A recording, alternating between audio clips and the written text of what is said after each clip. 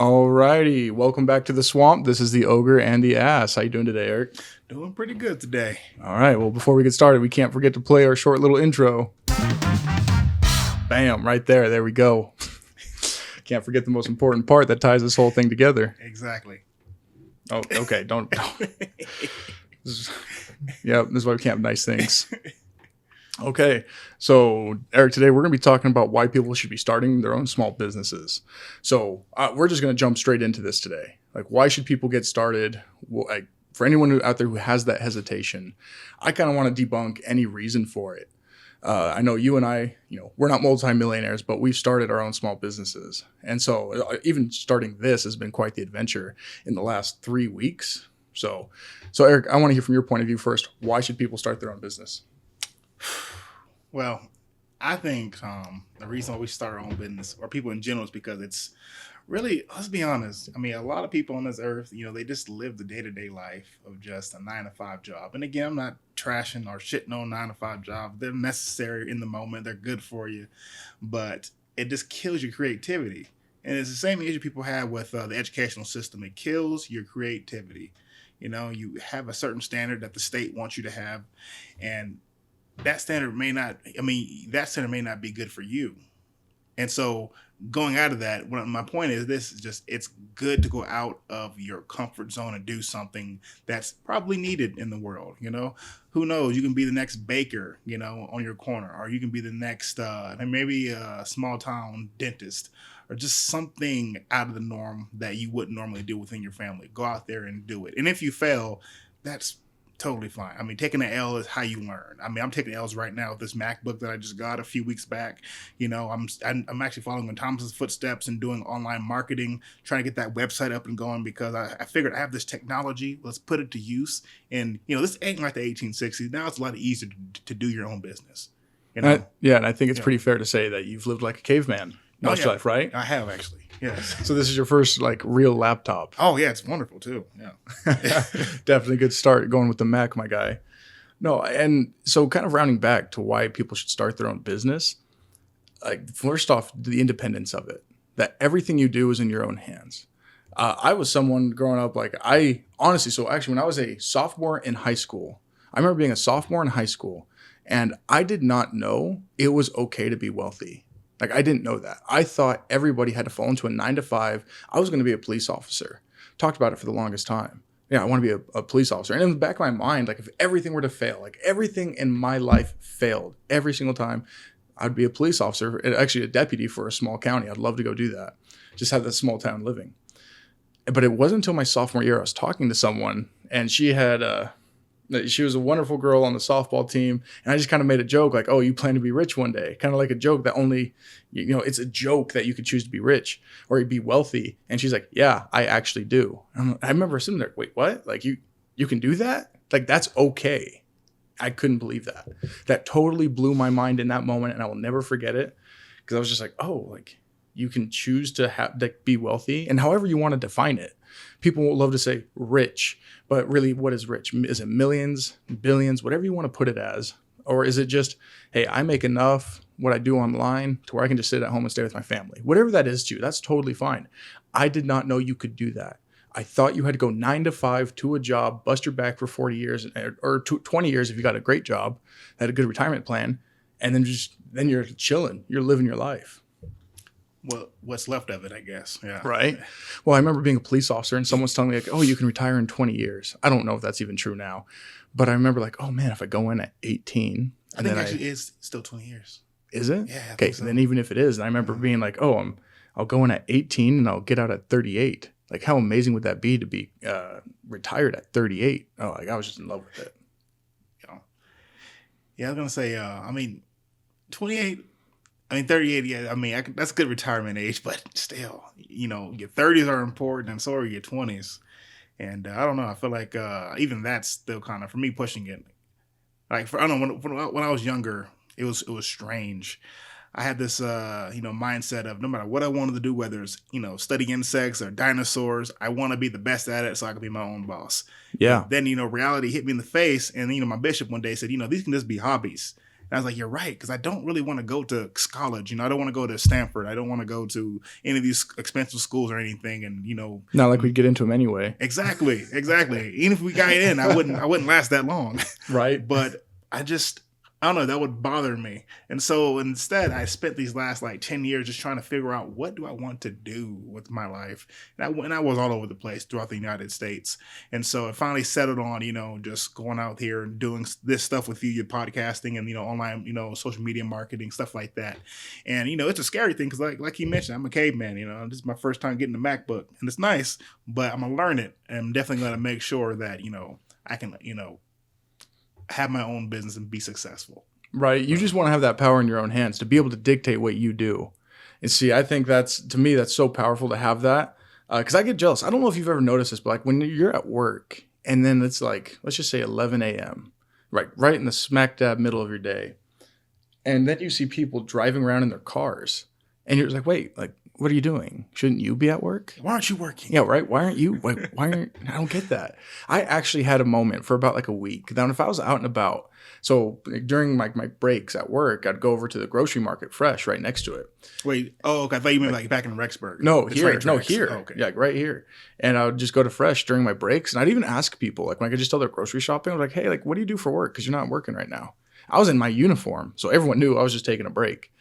And I would always just get different stuff. I got some people who were stay-at-home moms. I got some people who did just work from home, and so they could take the time off when they needed to. They did software engineering. Maybe they were contractors. Again, all virtual. And so for me, that was one of my first signs of, man, I really need to get into this virtual game. I really need to learn online marketing. That's actually how I started mine, because I was like, people are able to do this stuff from home.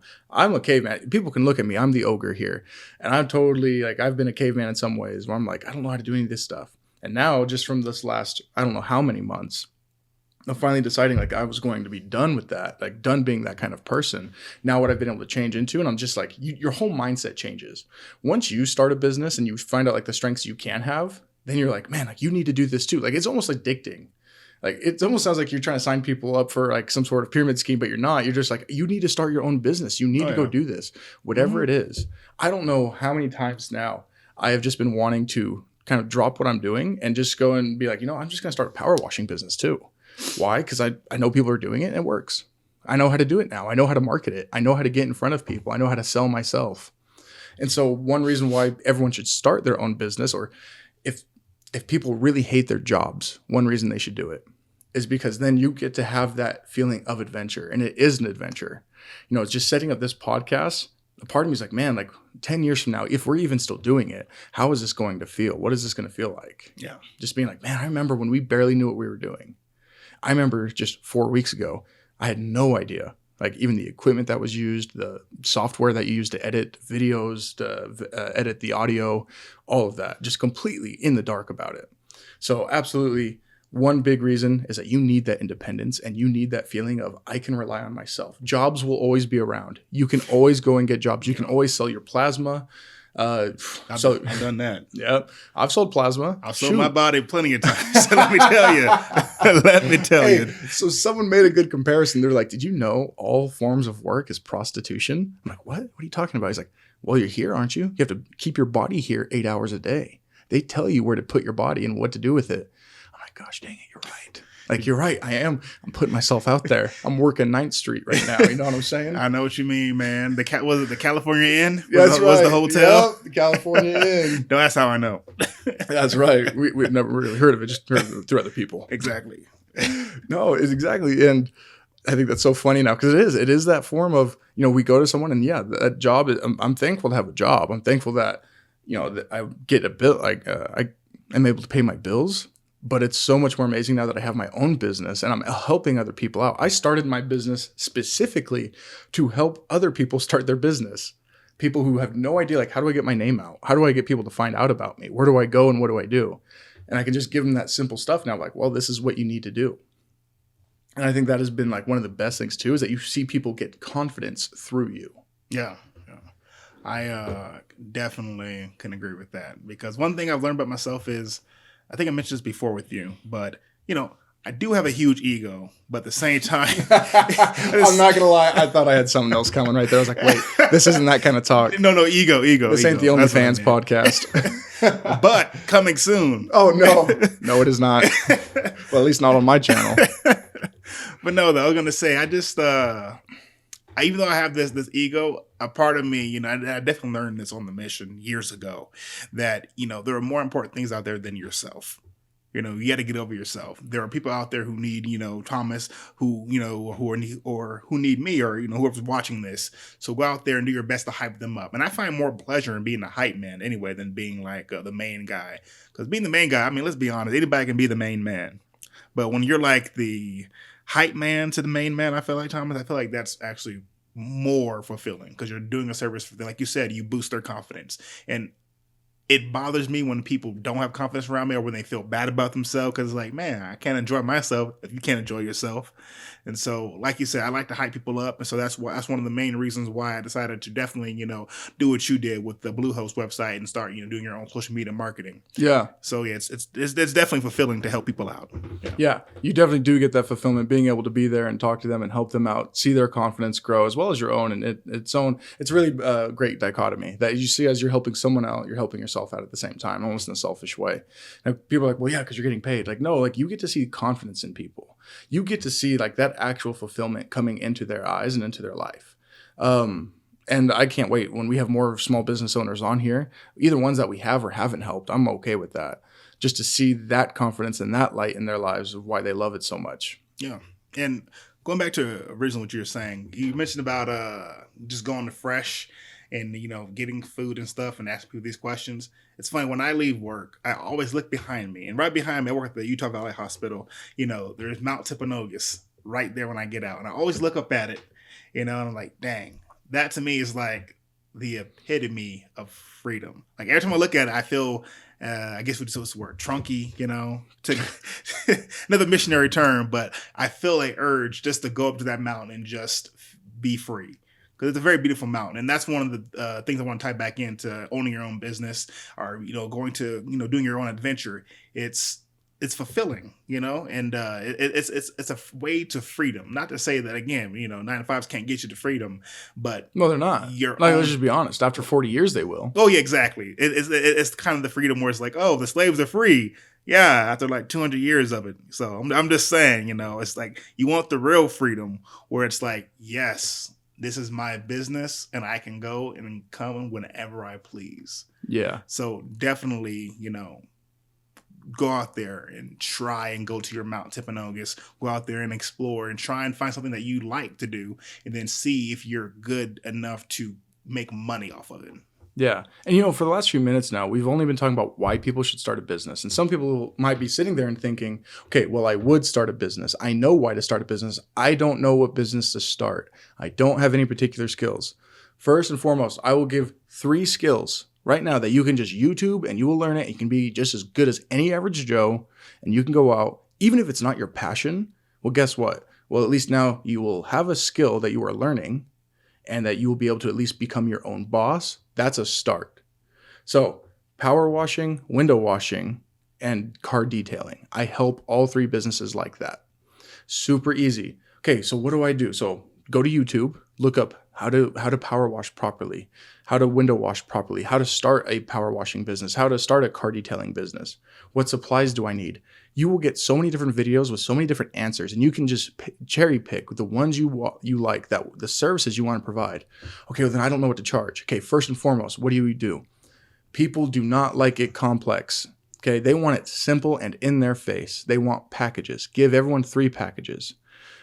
Beginner, intermediate, master, whatever you want to call it, however you want to label it. And each package comes with different privileges, or different services, that are provided on there. That way people can just look at it and say, oh, that package has every service I want. I do want him to power wash not just my front patio, but my back patio. I do want him to clean not just the outside of my windows, but the inside. I do want him to clean the interior and exterior of my car, but I also want him to clean the engine bay. Okay, so where does that fall on your packages? Make 3 packages like that. And then you could just look around, just Google on the internet. Like, just go to Google, search pricing packages. You will get so many different things that come up that you can get ideas for. And you'll be able to pick from that. Okay, now that's super easy. What next? A website. Plenty of easy websites out there. In fact, I will be doing tutorials on how I build websites for people and what people can do too. And it's very simple. And then from that point, like there isn't really a whole lot more. What do you provide and what do you charge? That's what people want to know. How do you help me and what do I have to pay for it? Yep. Okay, and then after that, that's simple right there. Your business, really easy. Go get the supplies. Might cost a few $100s. Work a couple extra hours of overtime if you have to. Go get the stuff. Okay, now on your off time, because you still have to work 9 to 5. I still work 9 to 5 too, because I like what I do. I like working with kids. But you go get the supplies. You build the website. Build your Facebook page and your Instagram page. Start on your own house or car or a pavement around your house, whatever it is. Start there. There's your first beginning of content. So you clean the interior and exterior of your car. Okay, so now you have before and after pictures right there. No one needs to know that's your car. And even that being said, you should never show up to a car detail with a dirty car. Yeah. You know what I'm saying? I think we can all agree on that. It's like a barber, having nappy hair. You never heard Right? of it. Absolutely. His hair's on point. Yep. So I know I've heard this comparison before and it sounds so awful, but it's like seeing your priest on Pornhub. It just ain't the same. Father McFeely, what happened? Oh, that would change me for sure. So then what do you do then? Okay, so you've either cleaned your own windows before and after pictures, cleaned your own pavement before and after pictures, cleaned your own car before and after pictures, post them on your social media. Okay, well, what do I do now? I have the social media, and you can go around and there's a few tactics from there. You can go around adding thousands of people just out of will. It's a little boring and not everyone will like it, but whatever. You're doing it for your business. You want to be free. So if people don't want you to follow them, they'll just decline the follow. And guess what? They'll never think of you again. They will never think of you. You did not take up more than 10 seconds of their time, and they have no hate against you. They just didn't care. Next thing you could do, get flyers. I always tell this to people. Just get some door hangers. Go to a nice area. Make sure the door hangers are nice. Go for 8 hours, spend one day, or even 4, whenever you can spare, I guess. Go around and put up those door hangers. You go around and guess what? A couple of people are going to call you, or they're at least going to look at your website. You're going to start generating traffic. So it's just super simple stuff like that. And I'm not going to go into too much detail because I could be here forever. But it's really not that hard to get going on something small that eventually pays for you, that it pays for you to be able to leave your job. You just have to be willing to learn the skill. And it's not hard. How hard is power washing, car detailing, window washing? And that's just a few. That's honestly a few. Just of all the simple services you can provide. Yeah, actually, it's funny you say that, the last part of, how hard is it? And first off, I would say that, the way Thomas did it, and I watched him do this meticulously, he took his time on everything. So like, for example, sorry, when you started, did you do everything at once? Or did you just take your time on your online marketing business? Oh, you had to take your time. Subject by subject. You have to take your time. Like your plugins and your website design, your emails and all that. Yeah. So at first I didn't offer website design. I didn't offer anything like that. At first, I think I just started with, I'll help you with email marketing, social media marketing. That was, I think, it. That was just it. And it was it was like lead generation. So like where I'll help real estate agents generate leads. Exclusive leads just to them. That way they don't have to fight for it or pay thousands of dollars for all these leads that everyone else has access to. I almost fell prey to that. I was on Facebook ads. I was like, no, I'm not going to pay money for this. Oh, you really did? Oh, I didn't know that. Almost. Yeah. But Adam and Ashley, they were talking to me about that. I said, no, we want you to learn it, this way, that way. You don't have to pay money to do it. It's as simple as like once you get even a little following, you start interacting with them. And I won't go into too much detail of that. Again, that could take forever. Yeah. But you start interacting with them and you'll see how your following grows, how people want you to succeed. When they see that, hey, I want to step away from my job and do something for myself. Again, you inspire people around you and they want you to do well. I truly believe that. I don't think I've ever had people who have been like, oh, Thomas, I really hope he doesn't make it. I hope he has to eat dirt for the rest of it. Stuff like that. Yeah. I don't have that. No, you will run into people like, oh, wow, like you're really doing it? Like, and you're doing well? How much money are you making? Like, they're asking you like, wow, you're like, you're able to do that?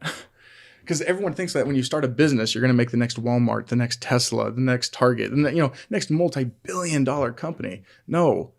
I'm making a company right now that could just be a couple $1,000s a month. It pays my bills and it puts some food on the table. And that means the job I keep for my 9 to 5 can actually go towards another project now. I could put that into stocks and start diversifying my portfolio. All these different things. Like it can just go into so much more. Yeah. And I wish I had time to sit down and just talk to people about it, come up with strategies for them.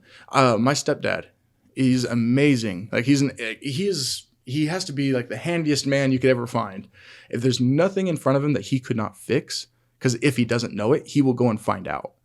And I'm just like, do you know how much people would actually pay for that? Like if you just put yourself out there.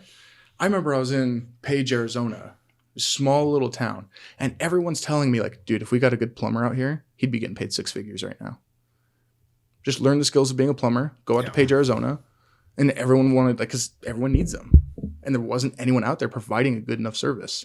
So I don't know. Like I said, I'm getting caught up in myself here talking about it, getting a little too wamped up. No, that's good. And I think the audience needs to hear passion when it comes to this sort of stuff. Because that's one thing that, I think kills a lot of people is the lack of passion that they have. And again, I blame the public school system. I blame, your 9 to 5 job. After 9 to 5, you just don't have the passion to follow your own dreams or whatever goals you have in mind. You just want to live paycheck to paycheck and just do your best to just live the grind. And again, some people like that, but for me, I'll be, 30 soon, and I'm just, it's old. Let's be honest, Thomas, it's old. It's old. What's crazy is I'd actually love to get people on here who have no interest in that. It's like, no, I just want to work. Like the next 40 years, I just want to work, have that suburb house, and then not because I want to tear them apart and be like, you're so stupid. Like, what are you thinking? Yeah, be independent. Yeah. Like, no, I just want to know, okay, like how, like honestly, how do you have that feeling of being content with it? Like, how are you okay with it? And I don't mean that from an aggressive standpoint. I truly mean that from why don't you want to have everything in your own power? Why don't you want your world completely in your hands? Because a boss doesn't care about you. Yes. Now, they might be your friend at work. I hate that word. They might be your friend at work, right? But it's what happens. Something comes down the line. We just had to let go of, I don't know how many people at where I work. And you would think like, oh, like actually we were friends, but guess what? You got to go now. I'm sorry. We're probably never going to hang out again. I'll probably never see them. Yeah, it's funny you mentioned that the whole friend thing, because that okay, that chaps my ass, Thomas. When I hear people talk about friends and work and bosses. So you are the ass. It's chapped your ass. Yes, it's the ogre and the chapped ass right now. All right, so let me tell you a story, Tom. Give him some cocoa butter. I need some kind of ashy right now. Sorry, Mom, I didn't mean to. She always taught me, when you go outside and put some lotion on. I did not do that. But anyway, I remember talking to one of my old bosses. I used to work at the library in Provo, and he's a nice dude. He really is a cool dude. He has a lot of talent, and I think he can really make a difference in the world if you were to pick a specific something in this area of Utah and do it. He can bless a lot of people with his talents because he's traveled the world. He's done lots of good things. But I remember we were talking about our main guy at the library in charge, the library director, and he was just saying, yeah, he's he's a cool dude. I mean. And he pretty much made it seem like, our main boss, the guy in charge of the library, is our friend. And that burned me. Like 10 years ago, I would be simping for my boss, because, it's a boss. Okay, we were all one big happy family. Right. But like Tom mentioned, I'm going to let you go if I have to. And that's my mindset. And, it took me years to snap out of it. But like, wait, these people don't really care about me. I mean, yeah, I care about them in the Christian sense. But in terms of just me vibing with them every day, hanging out with them, I don't want to do all that. Right? That's not a thing. Yeah, because they'll let you go as soon as possible. Right. And I get it. I have work friends. I still think I'll talk to you this day. I still have work friends from past jobs. I'll still reach out to you and say, hi, how are you doing? But when it comes to even bosses, you have to understand like a 9 to 5 is how you pay your bills. And so you can be work buddies here and here, like all throughout the day. But the second you might do something that the boss doesn't like, maybe it's not even something that you did wrong. It could just be, hey, funds are getting low and we got to let people go. Okay, well, are we going to keep the lights off? Like, what are we going to do? And it's like, no, like we got to let people go. Oh. Gotta let me go. All those people. Gotta let me go. Gotta let me go. Thank you, Medea. Oh, man. Well, we could talk about Medea on another podcast. But it's one of those issues of, like, that's not loyal to you. That's great that you have great experience. I love my job. I get fulfillment from my job, being able to help kids. I truly get that fulfillment. And I still have so many that reach out to me to this day and trying to see like, how are you doing? What, like, thank you for this and that. You were a good staff, all that. And so of course I do get that fulfillment, but I've never fooled myself into thinking I am so invaluable at this job. They could never let me go. Yes, they can. Right. They could absolutely do it. Yes, I've helped a lot of kids. No, that the company doesn't care. It's a company. That's it. It's not an orphanage. It's a company. And they are going to make their money first. And if someone comes between them and their bread, which I don't blame them, always, I can't always blame people. You mess with their bread, you mess with their dinner, they're going to get mad and they let you go. Yeah. And it's one of those things of, well, man, like I don't want someone to have that power over me. If my livelihood depends on you liking me, that's it. Like this is Utah. Right now we live in Utah, just so everyone knows. And with that being said, like they can fire you for whatever reason here. You could look at someone wrong. He's like, that guy, get him out. I don't like him. You know what I mean? It's just, it could just be that easy. And to know that essentially your job depends on people liking you. And then the second that status quo changes, you could be out of job. It's just, it's not scary, but it's almost sad that you're going to leave that in someone else's hands. I want people to have their job, their life in their own hands. So I really hope people do reach out and it's like, okay, well, I can have questions on this. Like, what should I do here? How can I do this? Do it. Reach out and ask those questions. There's questions we can answer on here about that I would love to answer and go into depth about. That way everyone can get into that mindset of, oh, I can start my own thing. There is a step-by-step process, very easy. I just got to put in a little bit of work and be willing to, be tired after 9 to 5, but then stay up a little bit longer, stare at my computer screen a little bit longer and do work that other people don't want to do. Yeah. Yeah, no, that's pretty much it. And I remember it's funny, earlier too, talking about, we mentioned, a little bit of work. I remember talking to another dude and, this dude, me and him, I've known him for years since I worked in Alaska on the fishery, and he's a cool dude. He's from Canada, no offense to him. I mean, he's a cool dude. Unfortunately, he's from Canada. Oh, hopefully we don't have much of a Canada audience right now. They may not like that. No, we fully love Canada over here. Y'all do some things right. Y'all got some good maple syrup. All right. Okay, continue. Oh, yes. But anyway, I remember he was talking to me about college loans. And then the, conversation went to, well, I do want college loan forgiveness because I felt like I was duped into the system. And really? Oh, yeah. He felt like he was duped. Yeah, because his parents were like pushing it. High school was pushing it. And I was like, I get it, but that's not, that's not what I don't care.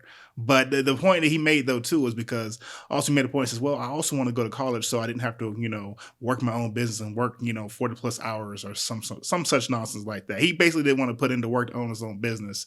And I was just like, no, pay for your own college loans. You went into it willingly. And B, that's a horrible reason to not want to start your own business because it's hard work. Well, I would rather work hard for myself than keep working hard for somebody else who, like we just mentioned, will let you go in a moment's notice. Yeah. And that's been my mindset. Like I said, at the age of 18, out in the workforce, I was a simp for my job and for my boss. But through my early 20s and mid 20s, now almost 30, I've definitely got over it pretty quickly. Yeah. And so, that's one of my best, something I wanted to, talk about is just go out of your way. Because, for example, the 40 plus hours that you'll spend on your business will help you out and help you become much more intelligent in terms of, being business savvy, and people in the community will see that and they'll, gravitate towards you.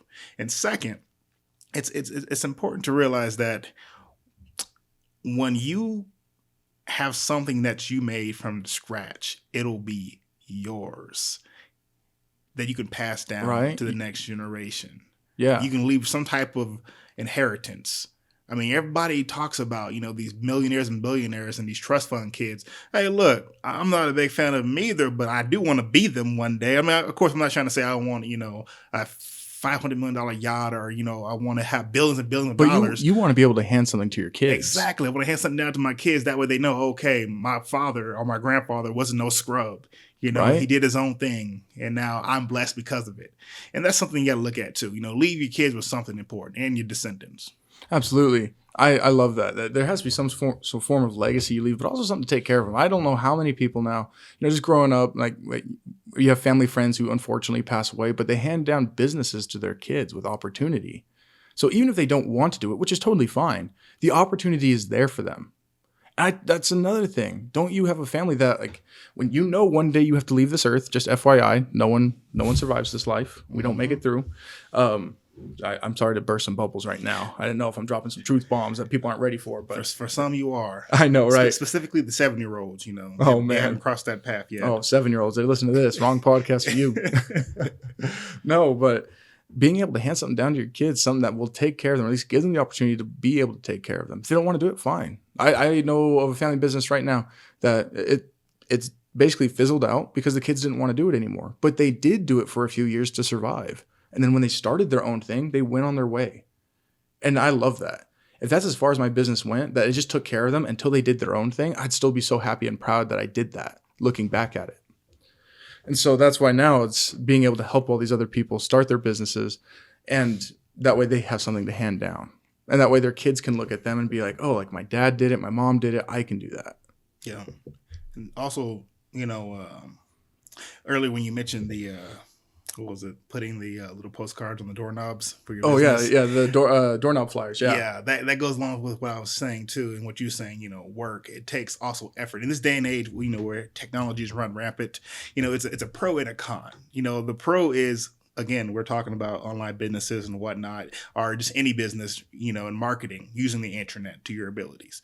But the con is this: people have forgotten to get outside and be seen. As a door-to-door salesman, as a former missionary, I can't tell you how big of a deal it is when they see your face and your personality. Trust me, I'm a horrible salesman, but my personality sold my products, not me, my personality.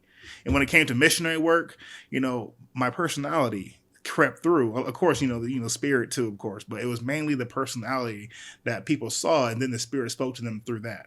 And that's my opinion on it, of course, but that's what I felt like what happened. So what I'm saying is you got to go out of your, comfort zone. I mean, everything's online, yes, but they still need to see a physical body. So go out there into the community and definitely try and do some things that can help you get seen out there. Yeah, absolutely. I love that. First and foremost, any business you get into, you're not getting into power washing business, you're not getting into window washing business, you're not getting into car detailing business, you are getting into people business. Those are all just little trades and skills that any Joe Schmo can learn on the internet, like I said. So when you're met with that question, well, if anyone can do it, then why should I do it? Because obviously they can just pick XYZ person. Your effort speaks for you. You went door to door. That even when you dropped off flyers, I'm not saying you have to talk to everyone. You don't have to knock on every door. It's not, like I said, this isn't door-to-door sales, but you drop off those flyers.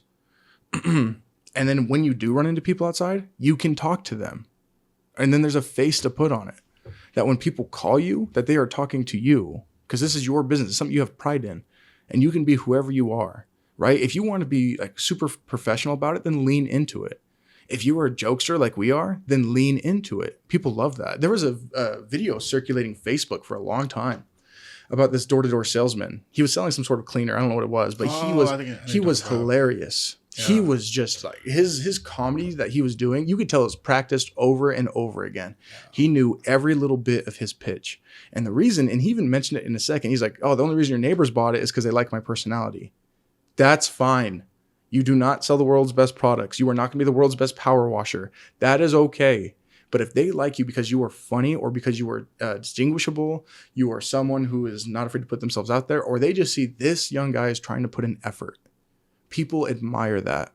I don't know how many conversations I've also had with family members, just with friends, where I've asked, like, so what's been the deciding factor in your tips? So when you go to a restaurant, what's your deciding factor in a tip?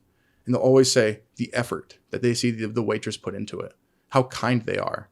How hard are they working? How often are they checking in on us? That decides the tip. And that's it, right? When people see you are trying to be nice, you are trying to be there for them and put in that effort, they want to reward you. I think naturally people do. Yeah, you'll get your douchebags who don't. Sorry, that is the real world we live in. There are a few. Oh, I was a douchebag for a while when it came to tipping. I was horrible at it. Okay, well, that's something else right there. I'm the ass. All right, well, Eric's the ass, but now you're better at tipping, right? Yes. Good. So please don't spit in our food if you ever see us at a restaurant, or at least spit in Eric's food, not mine. He's the ass, after all. Hey, that builds character. Yeah, It also builds your immune system when they spit in it so often. Exactly. That's why I'm corona free. Oh, that's it. That's how you dodged Corona. You were an asshole to waitresses, and so now they spat in your food so much.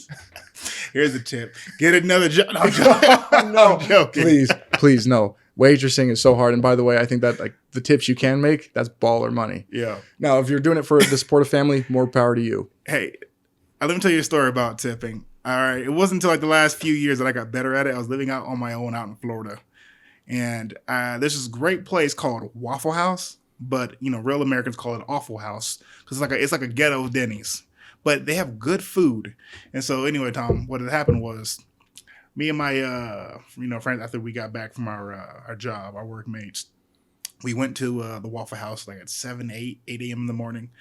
And this nice, older lady came out, and her service was phenomenal. She had a great attitude. She was very friendly, and she was Southern, so it was always, bless your soul. And this was back in Florida, Crestview area, near Pensacola, to give you a little area. But anyway, I remember, I was like, well, I'm making lots of money now, and I understand the importance of tipping, which I didn't really understand the importance before. Like I kind of understood it, but I just didn't really register. But anyway, I tipped her, I think $15 on a meal that was like $6. And then my friends saw that, and for some reason they thought it was like a one-upmanship. Like, no. So what they did was they threw down 10. Another person threw down 20. Really? And another person threw down like, was it $14? But at the end of it all, she had like nearly $50. I was like, guys, that wasn't the point. I was just tipping because I liked her attitude and I understand the importance of tipping. And she came up to us and she was like, thank you so much. I appreciate that. You guys are the greatest. I was like, well, I didn't do it. I mean, I just did it just to do it. But I guess, yeah, you're welcome. So ever since then, I was like, I didn't realize how important tipping was. And so, I really met her and I was like, oh, okay. So for now, so now when I tip someone, I'll kind of go overboard because, well, first of all, I'm bad at math anyway. Yeah, right. I don't know 15% of what I just say. I'm sorry. Just Exactly. take my money. I just like 100% of it. So I'm going to tip on all of it. I like that. So yeah, that's pretty much what happened.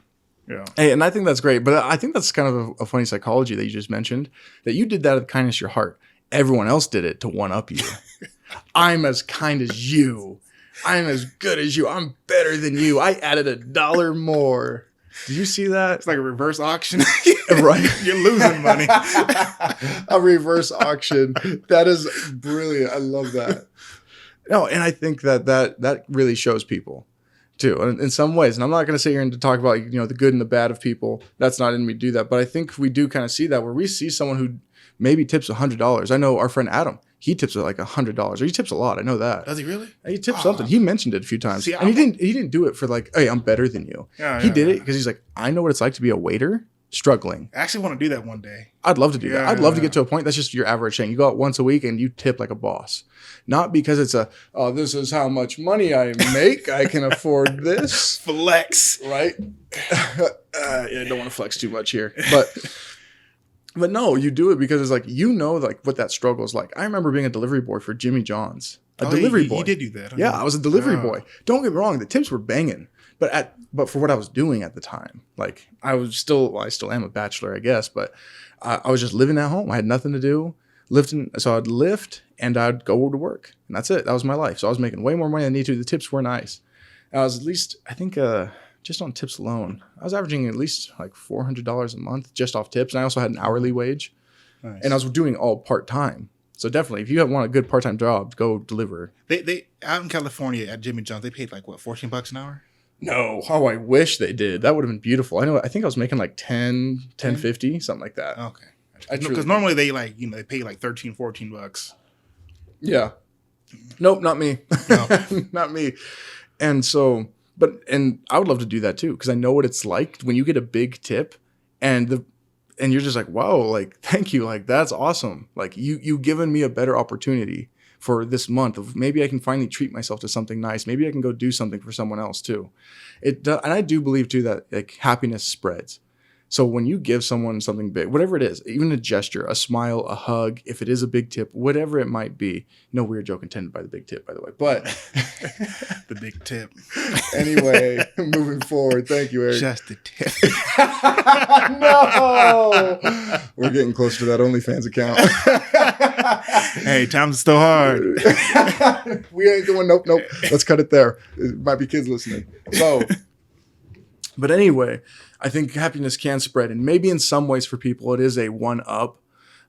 The way I see it, if it's getting done, if it is like some sort of gesture of kindness getting done, I don't actually care upon the reason. Yeah, your friends did it to one up you, to be like, oh, here's $14.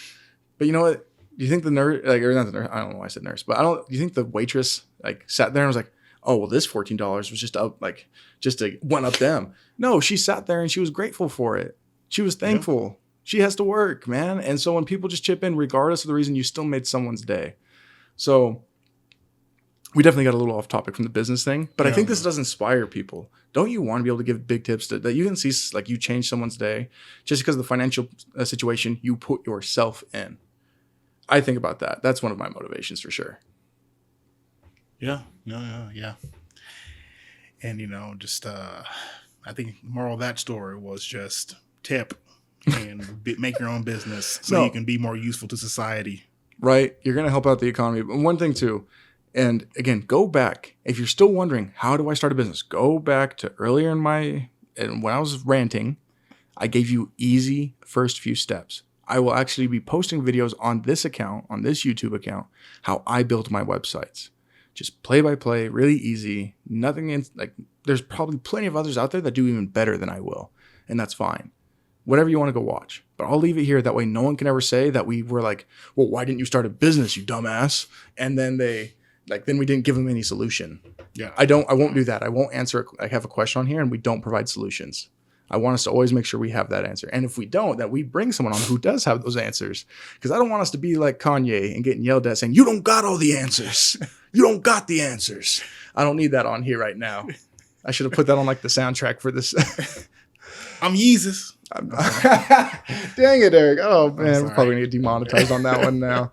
Please don't come after us, Kanye. We do appreciate you, big guy. No, we do. Mm-hmm. So anyway, Eric, what are your final thoughts?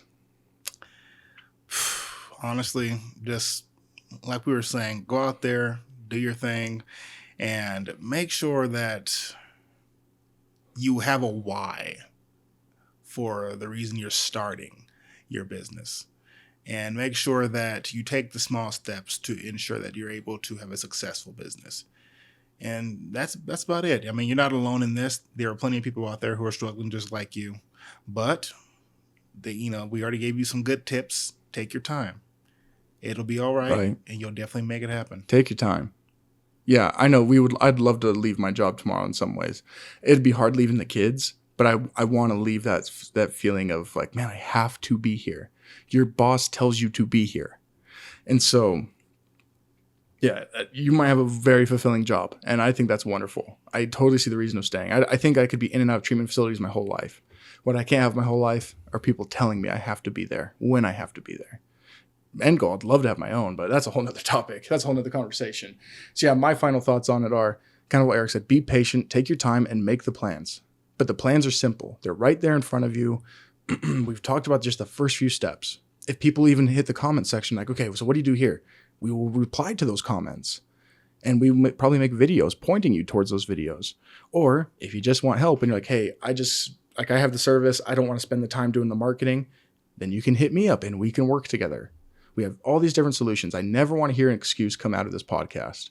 And if we miss something or someone has even better input to say, doesn't mean we can't round back to this. Doesn't mean there's a video of, why should I start a business part 2?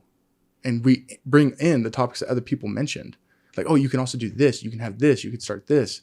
All these different things. Making sure that we don't give people excuses and that there's always good content for them. To come here, to listen to two idiots talk. Like we know what we're talking about. In some ways we do. And hopefully we do change someone's life. That we inspire them to like, I'm just going to take that leap of faith. Oh, and I think a good idea. And this is something we should just bring out. So in case you're ever like, oh, my ideas are stupid. Eric, what are one of the main ideas we were talking about starting? I think it's next year. Oh, yeah. a shit picking business.